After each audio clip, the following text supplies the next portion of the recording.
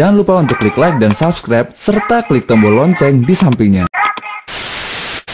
Jangan lupa untuk klik like dan subscribe, serta klik tombol lonceng di sampingnya.